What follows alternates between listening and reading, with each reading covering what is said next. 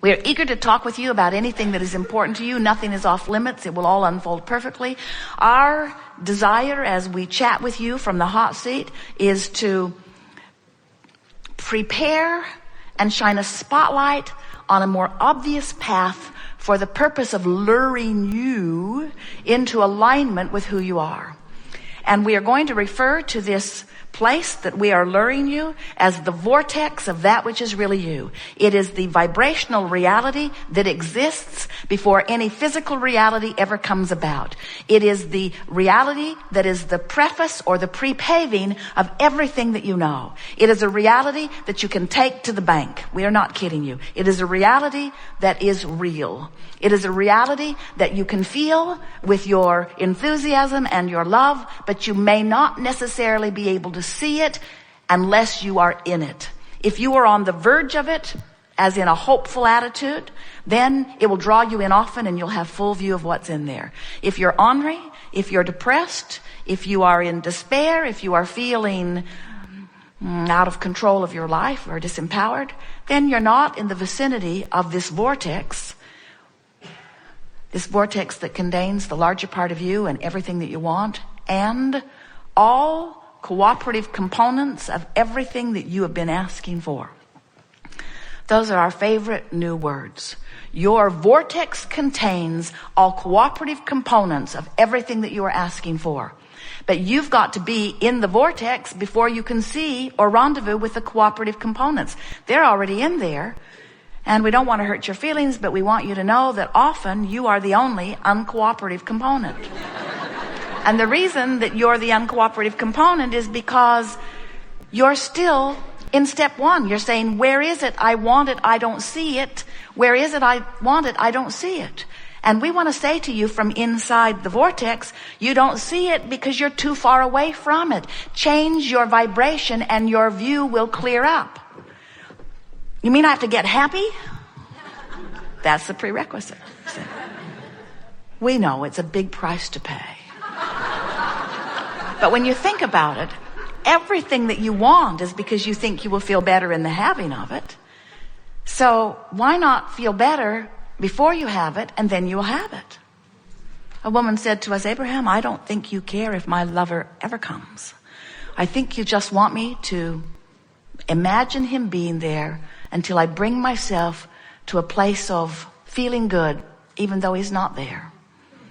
And so I don't even notice that he's not there. We said, exactly. She didn't like that very much because she sort of suspected that this vibrational reality is just a tool to trick you into not noticing what's going wrong in your life.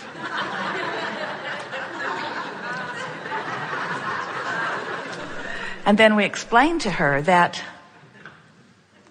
yeah, that's a trick.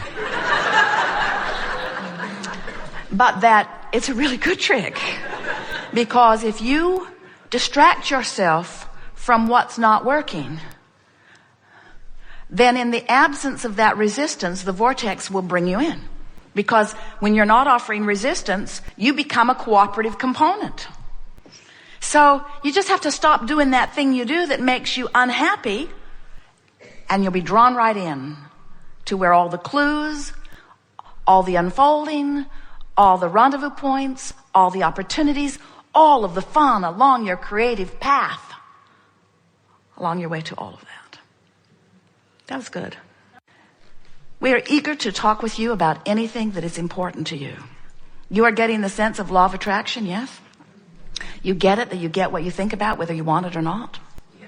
That there are all kinds of things that are true, that when you give your undivided attention to this truth, when you use truth or a lot of it going on as your prerequisite about whether you turn your attention to it, do you get it? That your attention to whatever it is activates it in your vibration and then gives you a measurement about whether you are looking at it as the way the source within you is or not.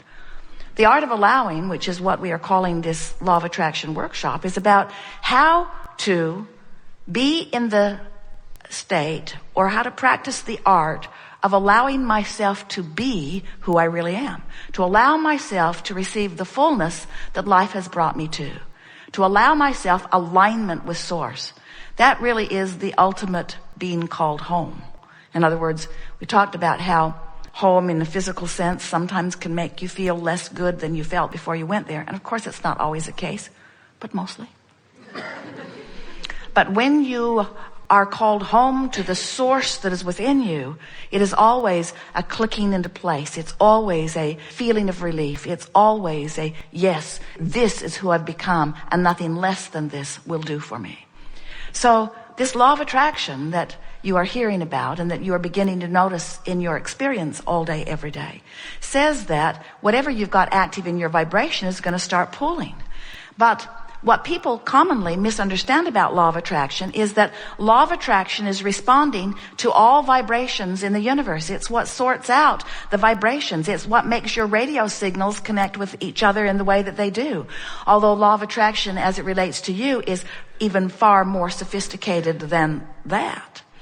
So what we're saying to you is, you've got this vibration going on as you beat the drum of whatever you're giving your attention to now in your body. And you've got this vibration going on of who you really are, who the Source within you, what your inner being is now thinking about. And what your inner being is thinking about is all that you've asked to be. So as law of attraction responds to both of those vibrational viewpoints, there is the potential of you being pulled apart if you're not in sync. You see how your guidance system works? The Source within you has an opinion about everything. And when you deviate from that opinion, you feel discord. For example, Source adores you. And when you're hard on your own case, you cause discord that you call guilt or self-blame or self-depreciation.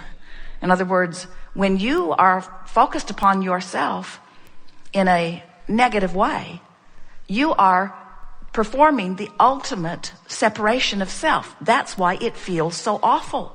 When someone else holds you as their object of attention and they find fault with you, the reason that you often feel such defensiveness is as they turn their negative attention toward you, you turn your negative attention either toward yourself or toward them.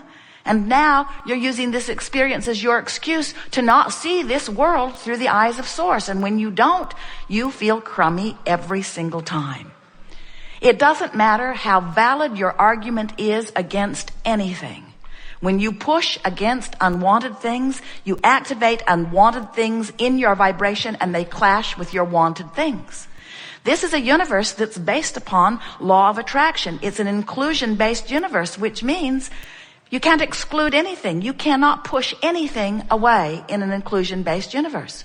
So when you see that thing you don't want and you shout no at it, it's exactly the same thing as saying, yes, thing I do not want, come to me.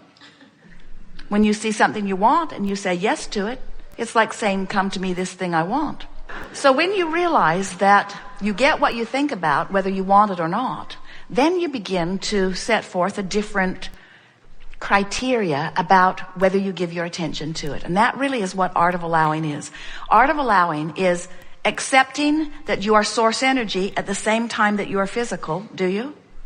Art of allowing is acknowledging that that larger non-physical part of you is pulsing with the fullness of all that you have become and is holding this position of the best that you are. And it's not just the best that you are, it is the culmination of all that is. In other words, that which you are reaching for is harmony with the best synthesis of life that has been. Source, or what man often wants to call God, is in an eternal state of appreciation or becoming. And when you get into the flow of that, when you consciously turn your attention toward that beingness, and you care about your alignment with it, now your path is never confused. You never wonder what to do. You just know.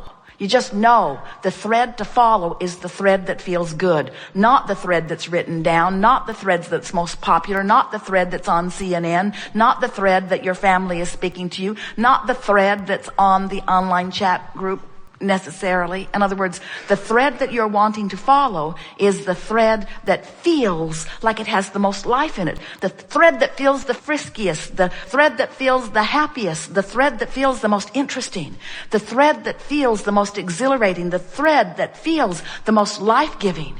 You know those people that when you're with them, they just breathe life into you? They're just tuned in, tapped in, turned on, and when you interact with them, you feel better for your interaction. That's the thread you want to follow. Good. We know what's in your vortex. In other words, you may be standing outside of it, and you may be wanting to justify why things are not going well.